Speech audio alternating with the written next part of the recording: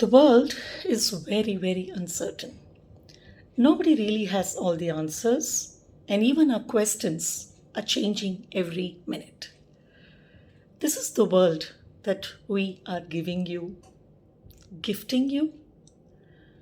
Amidst all this churn and chaos, some things might make sense to you, speak to you, and may feel like it's an honest pass on from a generation earlier to yours to you. Go where your passions lie, either as a primary career or a secondary hustle or a hobby. Don't let go of that ever. Enjoy excellence as a way of immersing yourself in whatever gives you joy.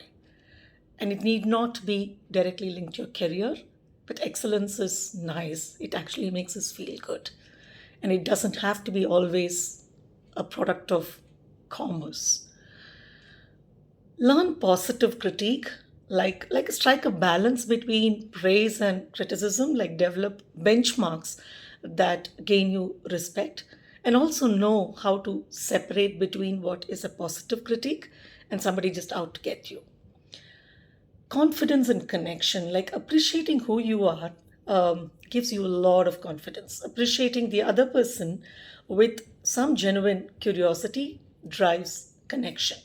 And we do need a really nice dose of confidence as well as connection. And it's almost like your roots branches. There is a need for all of us to have some sort of an anchoring. And confidence and connection gives us that sense of anchoring. And authenticity. Oh, it's a word that's so misused and abused, and you hear it so much. Authenticity, be you. Can you really be anybody else? But yes, most of the time, many people try to be like somebody in the hope that that would buy you likability. Be you at all times and find better ways to express what being you actually means, which means that you keep discovering what being you is and then develop the confidence and the connections to be able to express being you in as many ways as possible. Don't fake. I know that's really funny because the world is grappling with fake, whether it's from profile to friendships to even identities to how do you actually even define fake anymore and what do you define authenticity. It's become such a challenging concept by itself. But yes, don't fake. And you know why we shouldn't fake is not because of anything other than the fact that you're literally disrespecting yourself when you do that, and even the other person when you fake. So, understanding why we fake and working on that actually helps us to come closer to our authenticity, because usually behind the need to fake is a vulnerability, it's a fear of not being accepted. So if you come back to the root of why we fake, there lies our truth and our authenticity, and somewhere even our power. So understand why you fake and then work on it to stay authentic, and you're powerful as you are. It doesn't matter what body shape, what gender, what sexual orientation, whatever they try to label you as, some which is genuine grappling within yourself for a sense of self. A lot which society wants to give you some ready fix or some ready label.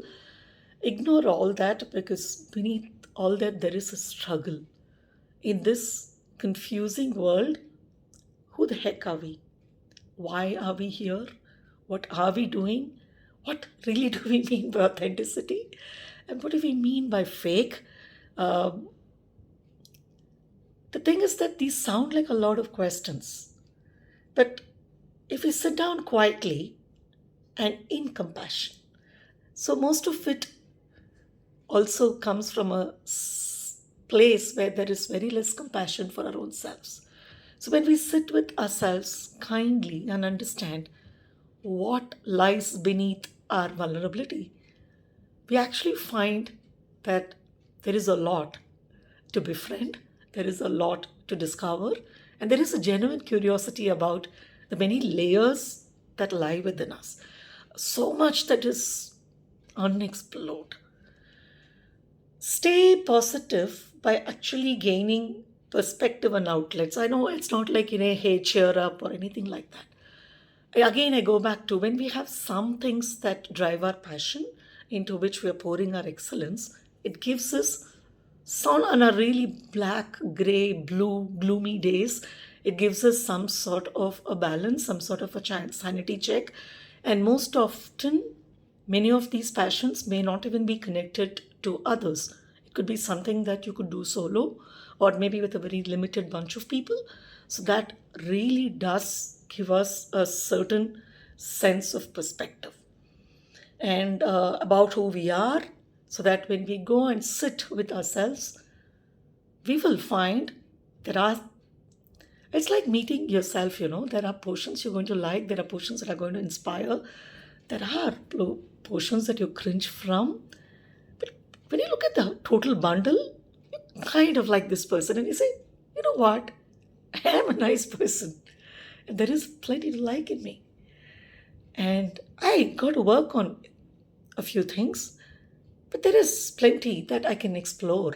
So that sort of connecting with oneself, that sort of discovery creates a very interesting and intriguing relationship with oneself, and one that is not linked to shame, ridicule, or alienation. Because the thing is this, forget others. You got to like your own company. You got to actually find yourself interesting. And the more you find that, even the times that you do hang out with yourself, you would enjoy solitude. You would actually be less lonely. It is nice to have a lot of like minded people. It is nice to find a tribe. It is nice to feel fun and alive. But unfortunately, when you're surrounded by a lot of people who are like faking it or like zombies, the option between that to being far more intensely alive by yourself or with a very small crowd in limited doses is a much better option.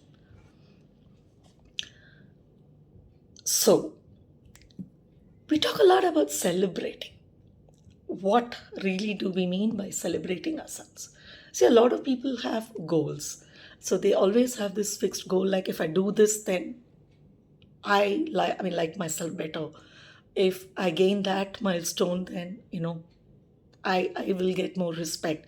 There is always something to work towards, but many people fail to celebrate the small wins of every day. The first time we're able to draft something well, maybe we've learned a new language, maybe we pulled off a new sentence, maybe we paid some first bill by ourselves. There are so many small wins which may not be a big thing for the world, but it is a big thing for you.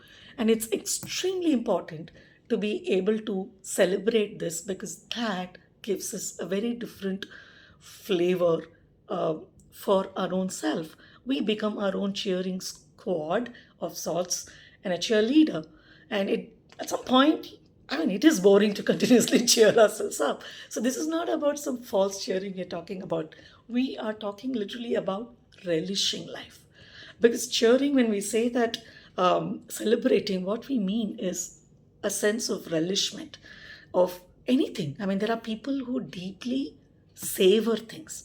And if we do not learn how to savor something, then we don't feel successful even when we win. So the art of winning or being successful is as much the art of savoring. So when I say that become your own cheerleader of sorts, it is this sense of savoring that I'm talking about.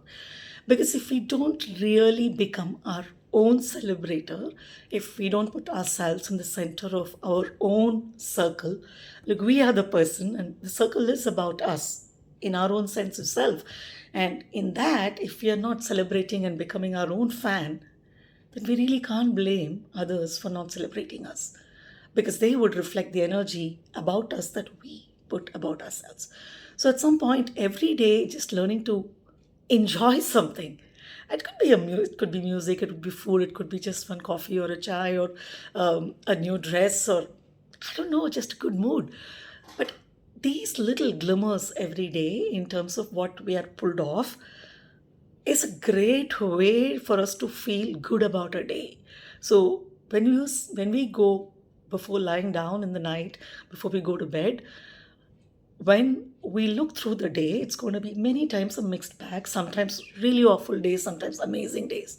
But if every single day we actually pull out maybe a few things that feel like glimmers, which means that they sort of have this sparkle. It could have been just maybe a moment that you saw some lights flashing somewhere, maybe a raindrop somewhere, maybe some music, something, some random things.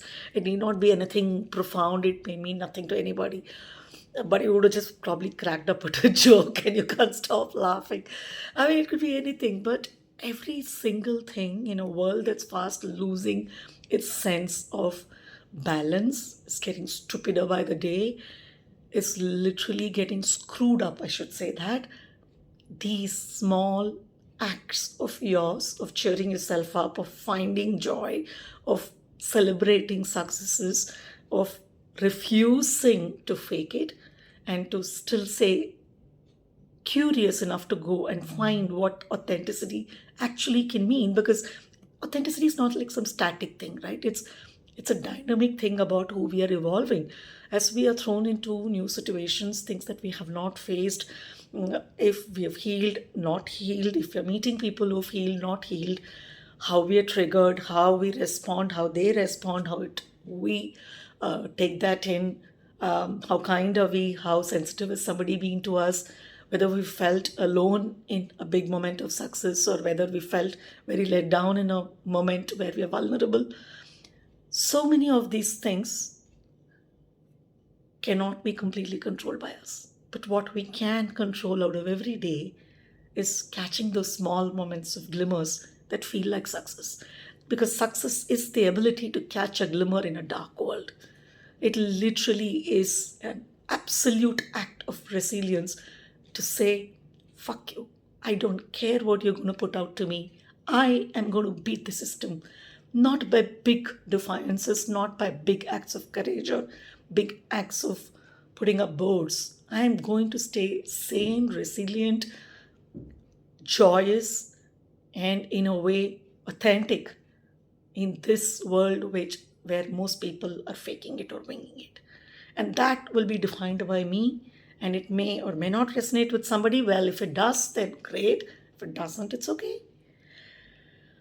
So that is celebration, because celebration is not just about a big party or getting drunk or cutting a cake or having a lot of people around. Celebration is the ability to savor that moment in its totality and being central to your own circle, in your own person and in your life. If you are not at the center of your own moment, then you cannot celebrate.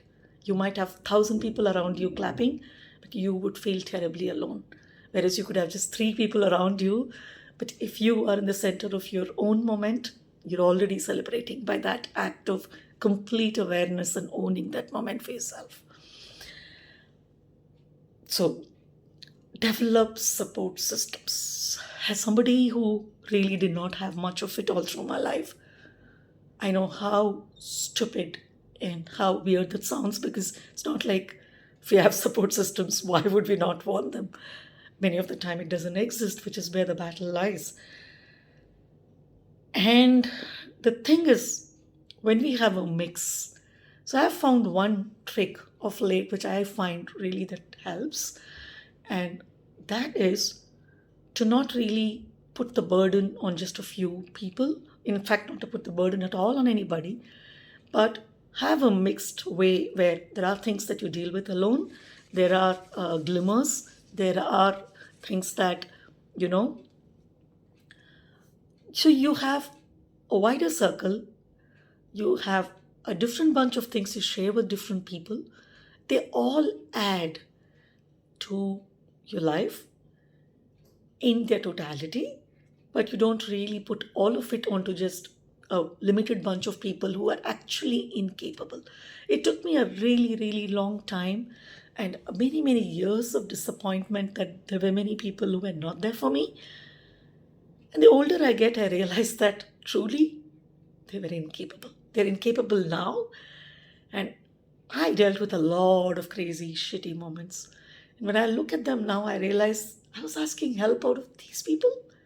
I expected them to actually see me in the totality of that moment that I was grappling with.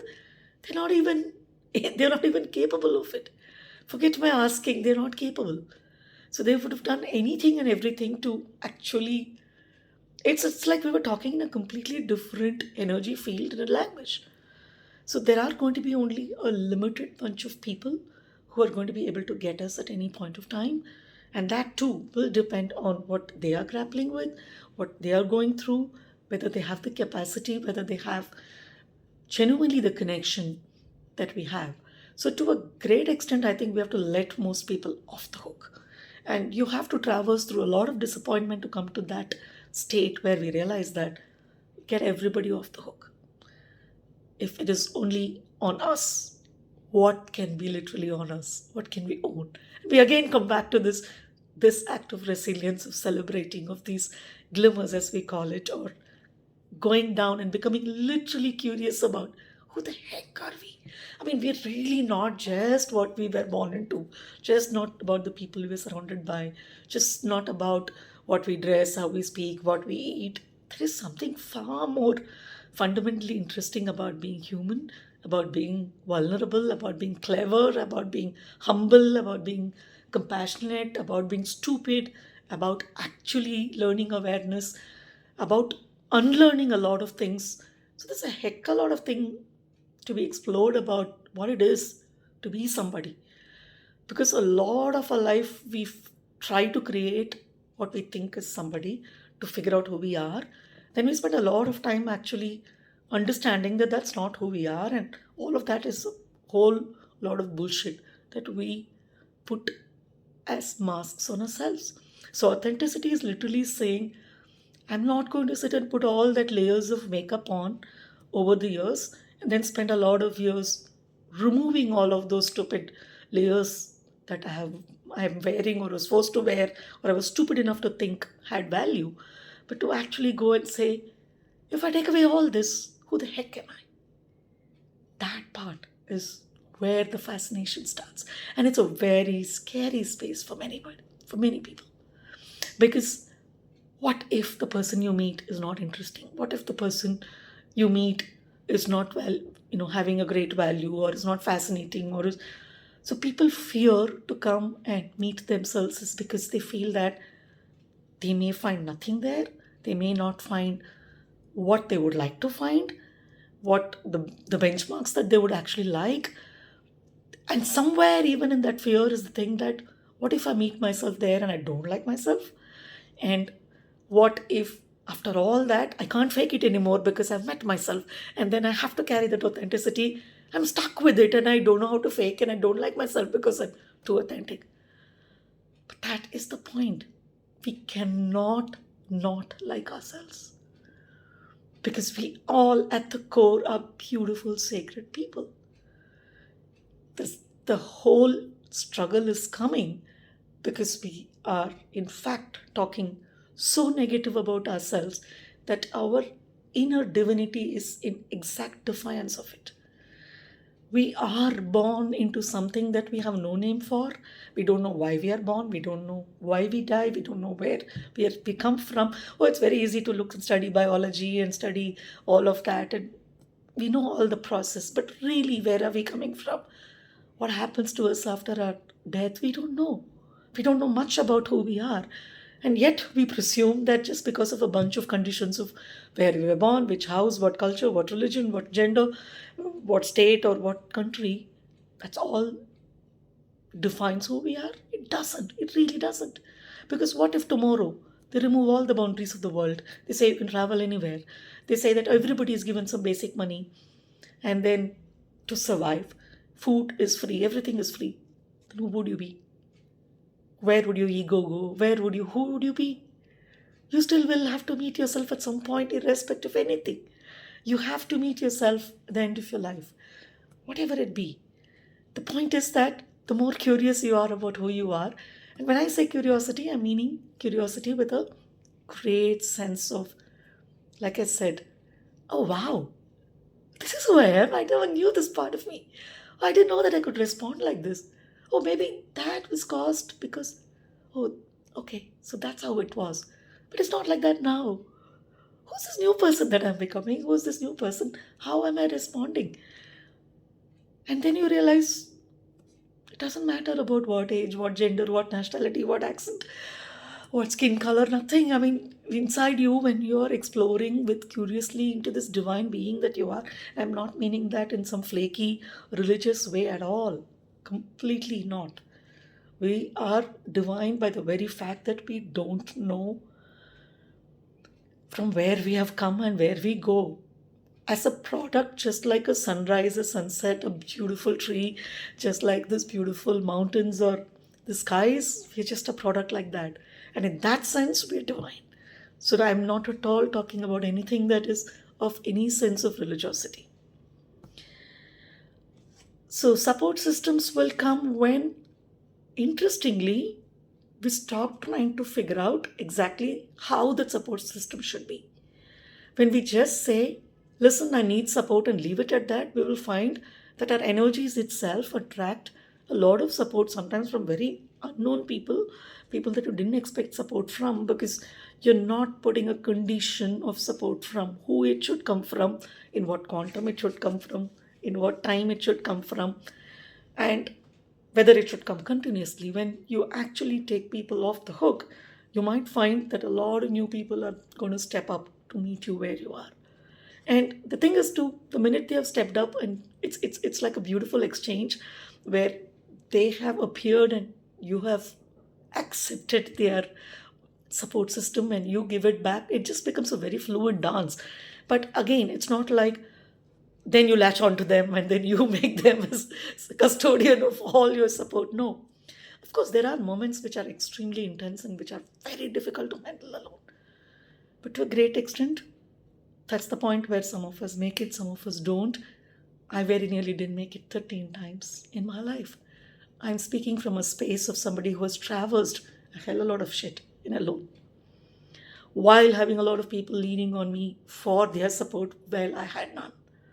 And this was for not just 1 or 2 days, it was for years and years and years. And now, I don't need any support. I longed for it then. I would have done anything to gain it then. But now when I look at it, I laugh because the same people that I thought I would get support from are not even at the same level where I am. And I'm not meaning that in some sort of a superior or anything. I'm saying we're all traversing very different journeys at different levels of depth, at different levels of acceptance of what we want out of this concept of being alive. And not everybody has the same interest in meeting themselves to the depth that you may have. So that's the point. Support systems will come when we actually spread it wider, spread it, create some glimmers, and just make ourselves easy also to support. Because a lot of times we expect it to be so precise and from such a limited bunch of people, and reject it so fiercely from any others, that even if support comes wearing a dress saying support, and if it is not in a format or in a manner that pleases us, we're going to reject it. We're going to reject love, we're going to reject nice people, we're going to reject kindness, compassion, thinking of it as pity, thinking of it as interference, thinking of it as labeling it under so many things. We're fighting labels on one side, but we're actually labeling a lot of good care that's going to come our way because it comes in ways and means and from people that we don't want support from, and ache and long for support from a bunch of other people that we think we should receive support from. So there are going to be a lot of sides to you that you actually will never know. It doesn't matter how old, young you are going to be exploring many, many facets to yourself all through your life. And you're going to keep finding new things that you never knew about yourself. That is why you would still be alive. Because if you're dead, you won't be exploring yourself. So the very fact that you're alive is a very great indication to go out there and say, okay, so what else do I not know about myself? And also, the thing is, don't limit yourself. Don't think of yourself as just this or that or whatever. It's so much fun when you realize every time you catch it, say, aha, I'm that. I didn't know. And it's funny. It actually will crack you up. And it's really, really interesting. So and to do that also, no, you to be part of a lot of interest groups without really the politics or fighting. I mean, it's like, don't be desperate to be part of any group. It's okay to belong. It's okay if somebody invites you. If you want to go, you go. Otherwise, chill. Because the thing is, like, you really, when you enjoy hanging out with yourself, it's nice to sometimes say no. And the thing is this, we must learn the art of soothing ourselves. It's something that I really wish I had known when growing up. It's something that I wish I knew how to have taught my son. It is something that I am learning now, and I've also learned a few things from him. Um, it's such a critical part of resilience. It's the art of soothing ourselves. What I mean by soothing is that not everything needs to be. Obviously, sometimes we are in pain. Obviously, sometimes it's real. Sometimes it's not. So the thing with soothing is, when we know how to soothe ourselves out of maybe a bad mood, maybe a bad moment, maybe a letdown, and if we are able, this is not distraction, it's not running away, it's not escapism, it's soothing, which means that when we shift our energies to something that is feeling more soothing or softer, and we rest there and then we come back to a problem, we have a different perspective to it. Some problems don't go away. But a great extent of agitation that we do over ourselves comes from not having the tools to actually soothe ourselves, and also really not knowing how to soothe ourselves. I really wish that every child is taught this. um, I really wish every adolescent, every adult is taught this. Some of them are very smart at this. Many of us aren't, because we never had soothing environments that we grew up in. But irrespective of the condition, I think picking this up almost like a survival mechanism is important. Know what makes you feel better. If it means sometimes changing your dress, changing the room, going out, sometimes staying alone, sometimes doing something that you like, sometimes calling your favorite person or a bunch of people, do whatever it takes to soothe, and then come to the same problem from a slightly different energy. Because a lot of times, when we are extremely emotionally agitated, we take a lot of decisions, we take a lot of things because of this inability to soothe ourselves. We call it, I hate this word coping mechanism, because I would rather call it soothing mechanism, because soothing actually has a better connotation. And we don't have to cope. The world is a very shitty place. And the more we learn to cope, it actually means that we live in a shittier world. I think it's better to acknowledge that it's a mixed bag out there. It is a shitty world with a lot of crappy things that are happening, but there is also a lot of beauty in it somewhere here and there. So we have to develop the art of looking at the world in its honesty as a mixed bag. It's not that it's a perfectly beautiful world and you're in a bubble. It's also definitely not a totally ugly world which is only going to be dark. It is a mixed bag. And when we catch these glimmers, when we know how to soothe ourselves, we then learn how to pick the right battles to go to. Because there are some stupid stuff which don't demand our attention, which don't really demand our time nor our emotion, and we waste a lot of life over the wrong people, for the wrong things, for the wrong emotions, for the wrong battles. Many of them, sadly to say, aren't even worth it. So if you ask me what if I do really have a regret, I would say I wasted a lot of time on the wrong people, thinking they were terribly important, and I was expecting a lot of support from people who really have absolutely no clue what I was grappling with, nor had the capacity to actually help me in any manner. So, developing, like I said, multiple levels of coping mechanisms, what you can manage and where to ask for help, how to learn the act of soothing really helps. And then network. Like, how do we develop a network?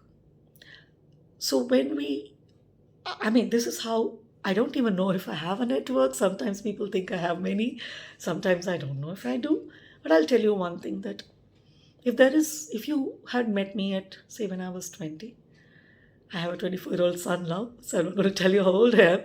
But um, if you had met me at through the thread of my life, obviously I would have been probably more vocal, a lot more ferocious in my ideas or in my energy levels.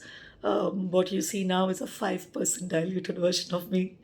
But there would have been, and there will be, a certain consistency of where I've always brought myself as I am. It doesn't matter whether it was professional, whether it was personal, whether it was friendship, whether it was to a stranger. I enjoy being alive. I enjoy being me. I like to bring value and a certain genuineness to everything I do. It has been valued by many. It has also been not valued by many. It has been taken for granted. It has been played with. It has been completely respected and reciprocated. So, your network will come in many ways. It's going to come from people who want something out of you, people that you may want something out of, people that you can collaborate with, people who are actually going to be your genuine, I would say, positive critiques who are going to egg you on to doing better, people who are going to be giving you false praise or false benchmarks just because you probably are in a powerful position. You have to keep understanding that you're going to have many kinds of networks. And every one of them have a different role to play. Knowing which networks are genuine, which networks to do only partly or very sparingly belong to. And somewhere we also have to realize that networks are serve a certain purpose, because the societies that we live in have changed in their structure. It is not that simple anymore, where everybody would know us. We don't live in small villages where we are known from birth till our death. We probably now change cities, change jobs, change partners, change friendship circles, change everything, maybe sometimes even our names. So maybe our hairstyles, maybe everything about us is different. So at every point we keep changing about who we are. We might be lucky to have a certain small bunch of people who are going to traverse this entire journey with us. But the networks are going to keep growing, they're going to keep changing. The one thing that you can carry into networks, if you really want to develop them genuinely, is yourself. It's your authentic, happy energy without apology. And for that, once you become central to your own circle and you be intensely invested and curious in yourself, you're going to find that there are many more things that are within you that you can actually exchange with somebody in a network. So when you're curious about yourself, you're always looking for resonance. So when somebody shares something, you're not manipulative in that effort to find, oh, what is linking them to me, but you're actually resonating with somebody and saying, oh, you too, that's very interesting. So that strikes up that conversation, that strikes up that connection. And if you're very honest in your opinions, which means that you praise when you genuinely want to praise, and you also critique, but without a malicious intent behind it, you're always going to be able to find the right networks. It is not easy, but you will find them. In fact, you'll find powerful networks all through your life. Loneliness. Yes, you will be lonely at times. I think I spoke about it a bit earlier in connection to Glimmers, in connection to many of the things that we spoke about in terms of soothing. And so all of us are actually going to be lonely. And this is something that we have to understand and accept, because it's so easy when you look at it from outside that we assume that, oh, that person looks all sorted and they look happy and they have this bunch of people who are cheering for them and they are always supported. It isn't. When you really sit down And I've heard many, many, many stories from many people about things that probably they would have spoken to one or two people. And I've been privileged enough to be one of the people that they would have trusted to open up. Almost everybody is lonely at some point, some of them for very long periods, some of them probably through all their lives.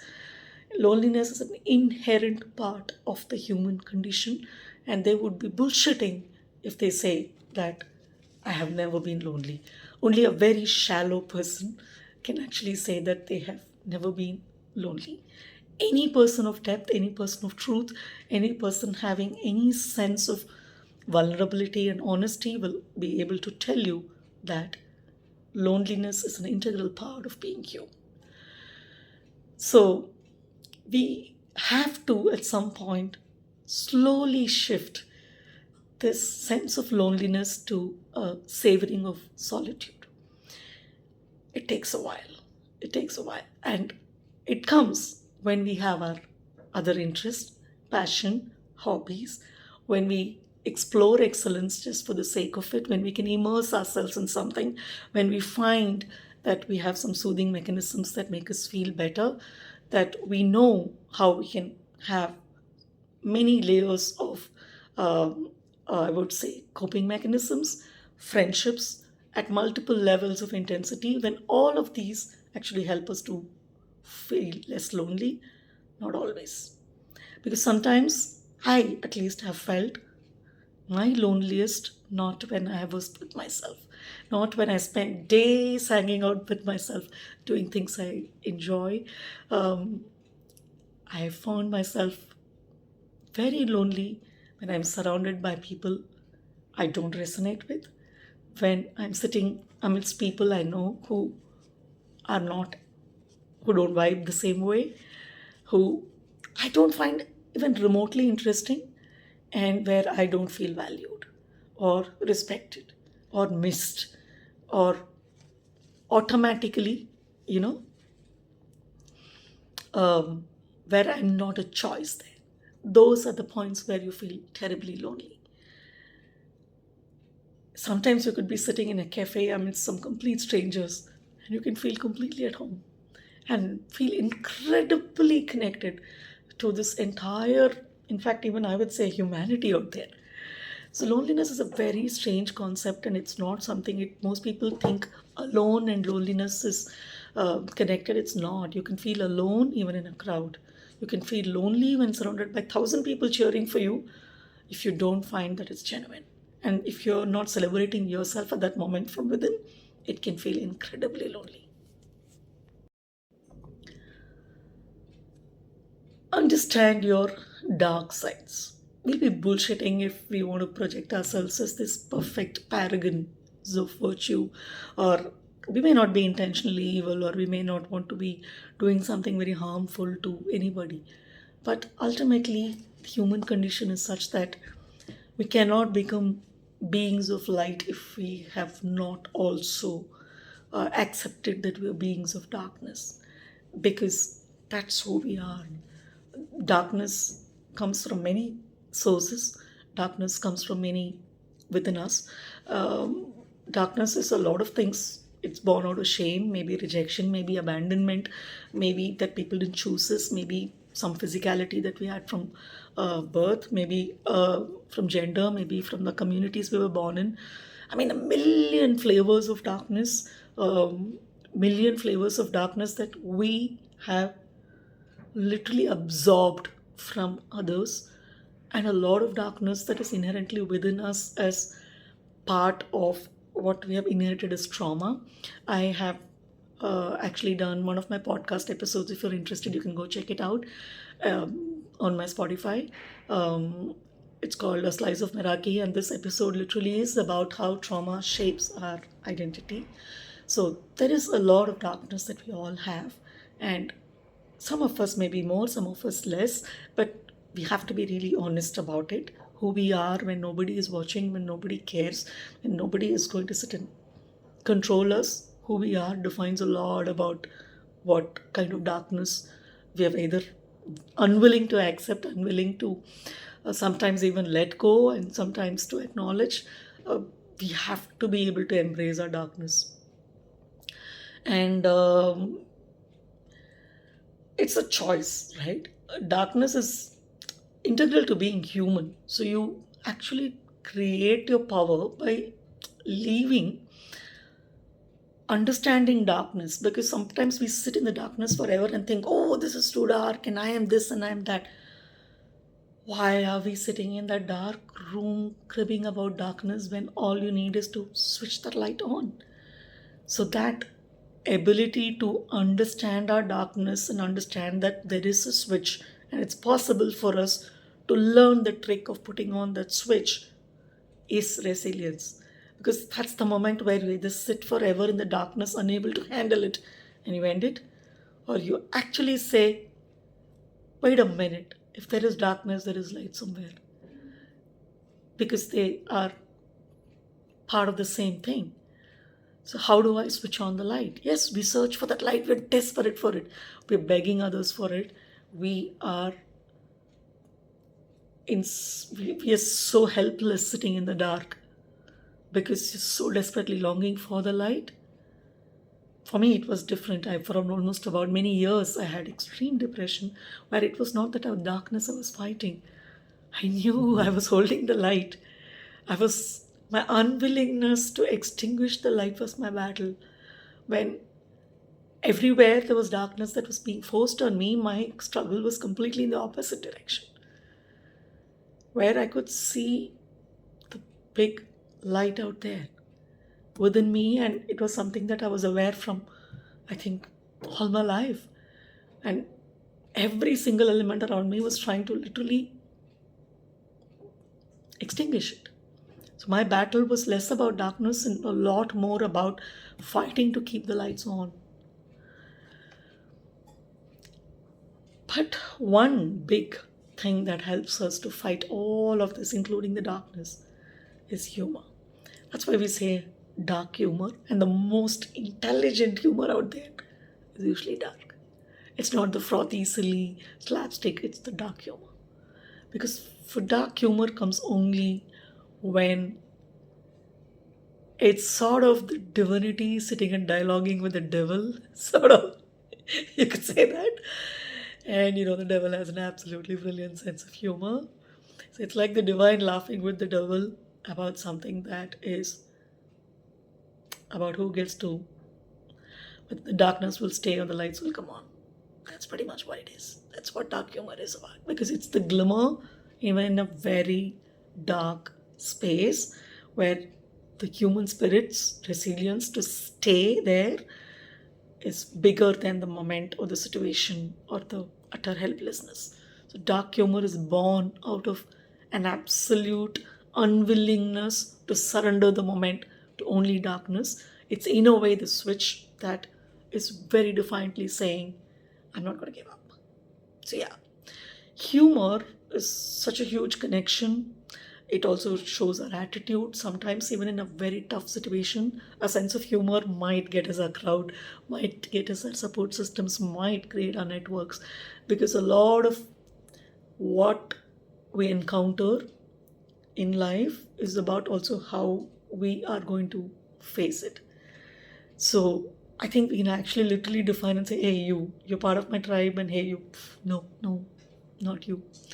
So humor plays such a huge part of who we are, about how we fight so much of the stuff in the world. And yeah, so humor is a huge connection. And what can we say next? Developing a sense of humor is so important, and laughing really helps us to connect. And I don't know, you can just suddenly take off and start laughing, and then you make a friend very easily, and then you become an integral. Actually, laughing is a very integral part of feeling successful, because the loneliest people are people who can't laugh, not the fakey ones who keep laughing all the time trying to hide what they're feeling. I'm not meaning that. I'm meaning genuinely when you kind of wear a lighter skin, and laugh more. There is this this beautiful balance between taking ourselves a bit seriously, because if you don't take yourself seriously, nobody's going to, but taking ourselves seriously and also not taking ourselves so seriously that we don't know how to laugh at ourselves. So, yeah. And very, very important. A lot of things, no, they seem so like it's a big thing out there, like it's a do or die. It is many a time. But if you really sit and slice it, every question, every moral question, every situation, we arrive at something where we only have three possibilities. It's a yes, it's a no, or it's a maybe. It's that simple. So when we have to keep a little bit of saying, okay, what if it's an yes? What do I do? And what if it is a no? And what is a maybe? And then we again slap on that the curiosity about discovering ourselves in this, like saying, who am I when I get an yes? Who do I become when I get a no? And what do I do with this maybe, which is like this huge cloud of uncertainty?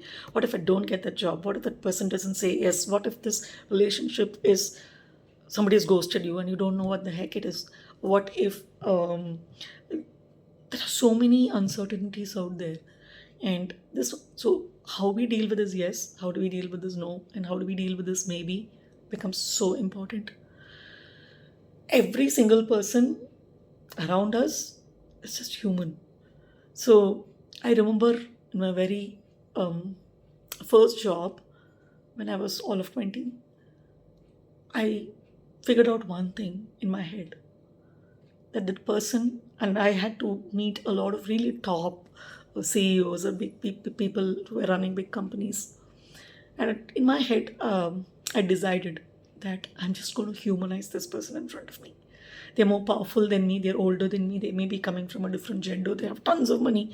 I'm a nobody, I'm just somebody who has come from a middle class background. And a girl in a small town trying to understand her own potential or ambition. But I always look at it and say, this person in front of me is just a human being like me. And the minute you keep that perspective, you only will look up to people who deserve that. You interact with everybody, you engage with a lot of people, you exchange sometimes ideas, energies, whatever. You have a sense of self because you realize you are human and that person in front of you is human too. And somehow, when you keep that at the back of your head and it becomes inherently the way you approach anybody, you are very rarely awed by all these fake things of power and pomposity and this show off and that. And you're like, really? If you take away all that, who the heck are you? You're human. And whether you're a nice human, whether you're a compassionate human, whether you're an intelligent human, whether you are a sensitive human, whether you are a human with a sense of humor, curiosity, that becomes then the basis on which you look at the person in front of you and you say, not my kind of person. I can tolerate this for a short while. Or, hey, this person is somebody who really is interesting. I would like to learn something about what makes them them. What is it? How is it that they do things something differently? What can I pick from here? And again, not take it for myself, but it gives me a different way or a lens to look at myself. By looking at somebody and admiring a certain way that they carry themselves or something that I like in them, then I look at saying, if I turn that onto myself, then who am I with that lens? So do I have something similar? Do I have something different? That sets you on a whole new path, which becomes like extremely interesting to explore. So every person you meet in that sense is there are a lot of boring people. You're going to meet a lot of people who are like, but few here and there, especially once your benchmarks get better and better and higher, you can meet everybody, you can connect with everybody, but not everybody is going to be interesting enough for you. Not everybody is going to hold your curiosity. Not everybody is going to make you feel, shit, I should have thought of that. Or I really like the way they carried themselves. That's like really so cool. Or that's such a wonderful, kind way to look at something. Or when they're responding, maybe without reacting. So many different things to pick up from different people. So I found that this humanizing becomes such a big thing. So you respect people from all walks of life, you distance yourself from anything that feels very crude or ugly. So you connect with what feels genuine. So we come back to what is authenticity. Authenticity is carrying your humanness with a lot of ease and saying, look, this is my skin and I'm going to wear it and wear it very comfortably, however awkward the fit. So you literally, that is what is part of being human and part of being humanizing. So the more we meet people who are very comfortable in their skin, then they become very interesting because it's like, hey, your skin fits you. And how did you manage to do that? In a world that's always complaining because they want to hide the fact or don't want to really go and explore who the heck they are. So, yes, coming from a very honest generation, what do I really like about the Gen Zs, maybe the Gen Alphas, and maybe whatever is going to come up next? What I really like is it's a very honest generation. Some might agree, some might not, but this is my personal opinion. I interact with a lot of people in their early 20s, mid 20s, even younger than their 20s. And one thing which I absolutely love is the fact that they are very honest to the point where they're blunt. The bluntness is sometimes off putting it because it lacks, not because we're unable to take it, but because it lacks style. It lacks a certain polish. Being direct, being honest, being authentic is beautiful. Being rude, being dismissive, or coming across as um, just trying to sound cool is where it isn't not so nice. But so that's the part when you are confronted with a very honest generation, you actually consider them as a gift because we have pushed for, at every generation, we have pushed for more for ourselves and we are pushed to be, we were raised by parents very unlike us. We chose to parent in a way that we weren't parented, with having no tools, having nothing other than the desire to be the change and to create the change. We would have made our mistakes, but to a great extent, if what we are seeing in front of us, this honest youngster out there with their blunt opinion or direct approach, is a gift because they carry the freedom which was not given to us. What can they pick up from us? Or maybe they should, if we have it, is a better sense of style, a better sense of uh, polish around the way that they express. So I would say that when you're arguing, polish your argument, but and work on your style of expressing your truth. And see, the thing is this, right? If you sort of respect yourself, you will get respect. But if you take yourself very seriously and present yourself like that, you will find that energy back. I started my as an entrepreneur at the age of 22. My first bunch of clients were all 60-year-olds, and it was a room of everybody being around 60. I carried myself with a lot of dignity and sincerity and seriousness, and I was taken very seriously to the point where I asked for a bunch of changes to be made at their factory. I gave literally 100-point list. I don't know with what audacity, but with a lot of sincerity and commitment and a lot of detailing, which they respected and which they appreciated. And they actually went ahead and executed almost a large part of it. They didn't think that here is a 22-year-old girl on her first project and daring to come and tell us what to do and how to do it, or that she wants this. So that's pretty much what it is. I think if you respect yourself, you will get respect. And also, respecting yourself means that you will remove yourself from places that don't give you that respect. It doesn't matter who, which place, where. It will be tough, but you will get it. So, and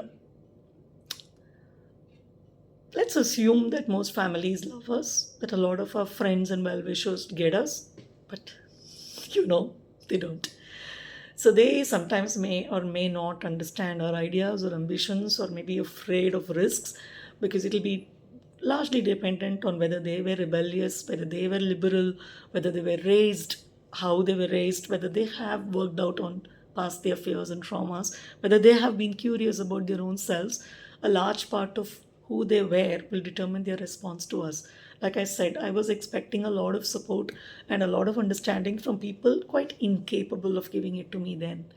Uh, I mean, a 22-year-old girl in a small town wanting to be an entrepreneur and talking like an equal with 60-year-old is an outlier. And it took me many, many, many years to understand that I'm an outlier. Because for me, in my head, I was normal. It isn't normal. I'm not saying it's a big thing. Maybe it's a big thing because the decade that I was born, just maybe about 10, 15 years before, is when women were even allowed to open their own accounts in banks. And here I was at 22 operating, setting up a business account on my own and on my own terms. So it's interesting because every generation, I think, we try to push the envelope a little more. And most times, if we are going to be the outliers, we're not going to get understood. So that's what it is. So don't be so serious that you can get boring, and don't be so silly that you lack depth. I think this balance is what should get us into a much better space. Um, and also the thing is that a lot of people say chase your dreams, follow your dreams, and all that. It's okay. You can change your dreams. Just don't change your integrity, don't change your self-respect, what you will represent, what you will stand for. That shouldn't be changed. You can change a career, you can change your college, you can, if something doesn't work out, sometimes maybe our relationships, maybe our cities, maybe a lot of things, but not the core of what we will stand for. That should not be compromised on at any point, because everything else is just a polish, but the core, the integral part of what we are, it's a truth, that is not for negotiation. So there is a certain core aspect to our character, right? Like, sometimes I think teachers or somebody, when we're growing up, they spot it and they remember it even after many, many years. Like, I noticed this in you, or, stuff like that. So keep that part of you, unnegotiable. You need to mainly do yourself proud. When I look back and I realize that a lot of people have never come and told me I'm proud of you, people I would have really loved to come and tell me that, to vocalize it, to actually tell in front of a lot of people that, hey, you know what, I admire you. That may not happen. But what I'm happy about is I've done myself proud. I can look at myself in the mirror and say, what the heck have you pulled off and how many times? How many times have you rebirthed yourself? How many times have you reinvented yourself? How many times have you literally died and been reborn again? Wow, that's nice. That conversation that you're capable of having with yourself in the mirror, ultimately, that's all that matters.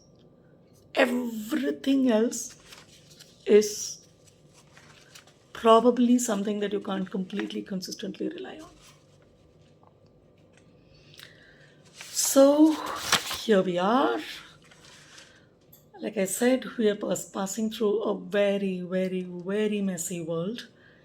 And you guys are teaching us a lot every day, because you're honest and because you reject very bluntly what doesn't work. You call us out because we have handed over this shitty world to you. The bulk of the power of the world today is still held by a lot of wealthy old people who are probably in their 60s, 70s, 80s. The bulk of the world is much younger and not having access to that wealth or power.